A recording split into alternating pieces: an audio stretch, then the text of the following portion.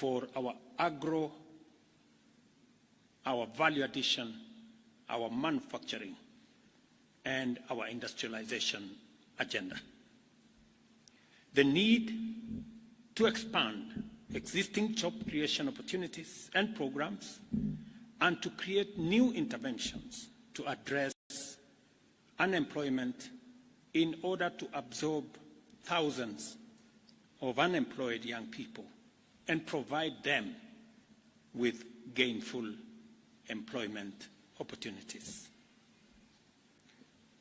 The necessity of a public conversation on innovative, prudent, transparent, and accountable use of public resources, along with people-friendly mechanisms for domestic resource mobilization and reducing public expenditure in a manner to make sure that we live within our means.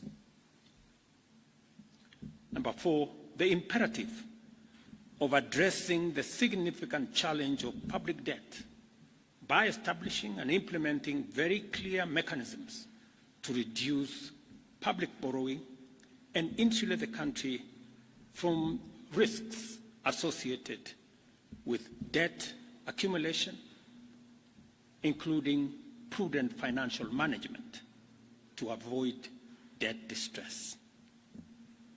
The importance of constituting a more inclusive government that unlocks the potential of citizens from all sectors to drive our national transformation and our unity. I gave the nation my undertaking to reflect at length on these issues that have been brought into sharp focus by the people of Kenya. I also promised to consult widely on the way forward, and I also promised to craft a broad-based government that would harness the enormous potential in our country to turbocharge our economic transformation and to provide for inclusive growth. While the events of the past 1 month have caused tremendous anxiety, concern, and uncertainty, the crisis has presented us with a greater opportunity as a nation to craft a broad-based and inclusive citizen coalition for national transformation and progress, made up of all Kenyans from all walks of life. It cannot be denied that our nation has been in a crisis caused by multiple and complex factors. Neither can we turn away from recognizing that the opportunity before us is greater than the crisis. Together, we have a chance to take our country where we all want it to be and make our nation, the Kenya we want, a great nation. For these reasons, I have consulted extensively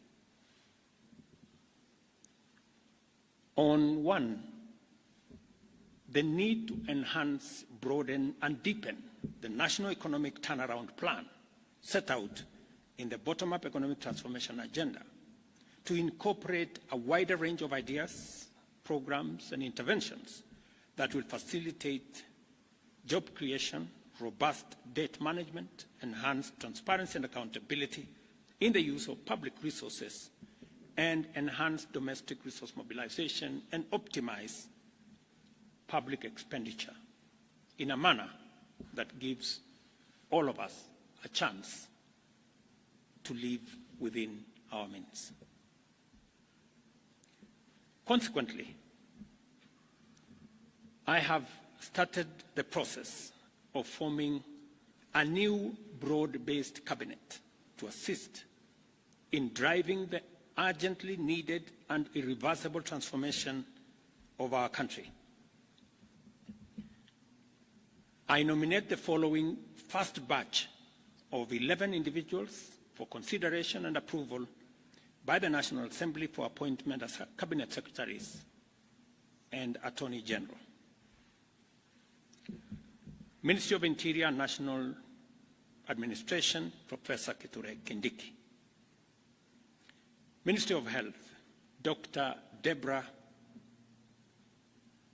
Mulongo Baraza.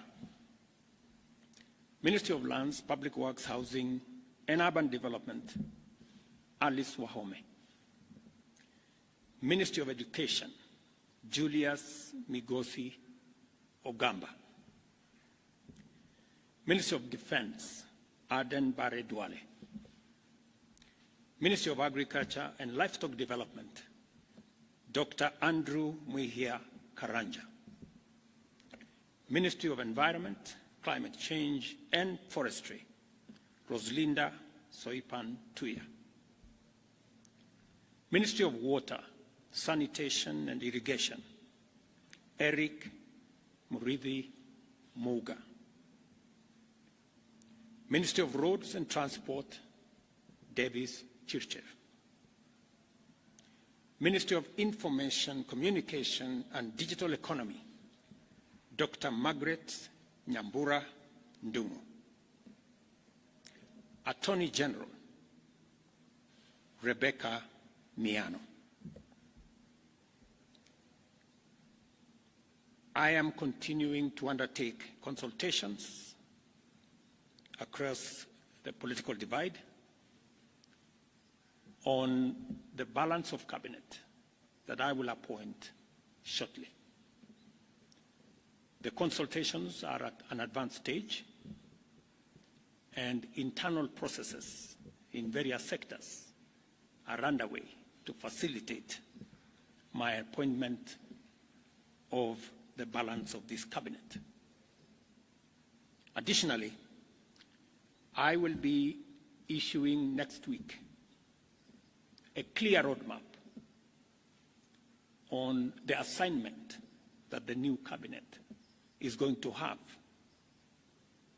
with clear timelines and deliverables for us to harness the tremendous potential that exists in our nation and drive our country to greatness.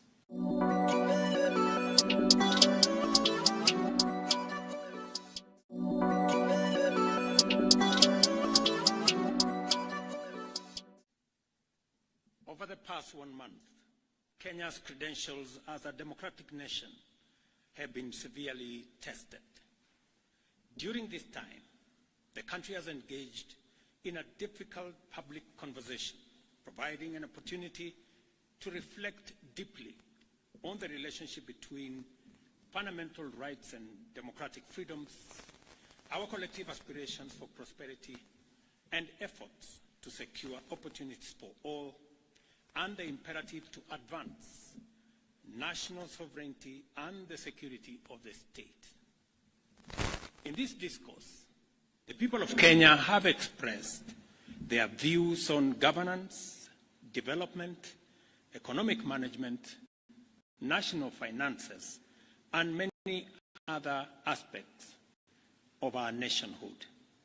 It is of utmost importance that the government takes measures to affirm our commitment to actualizing the people's aspirations, assure citizens that the state exists to serve them efficiently and with integrity, and to signal to all that our national values and principles of governance are the foundation of our national dispensation. The issues that have come to the fore requiring expeditious attention as matters of urgent priority include an accelerated program to significantly increase our food production and agricultural sector development, in addition to the interventions that we already have, so as to reduce the cost of living and enhance food security in our country. And together with it, to provide requisite raw materials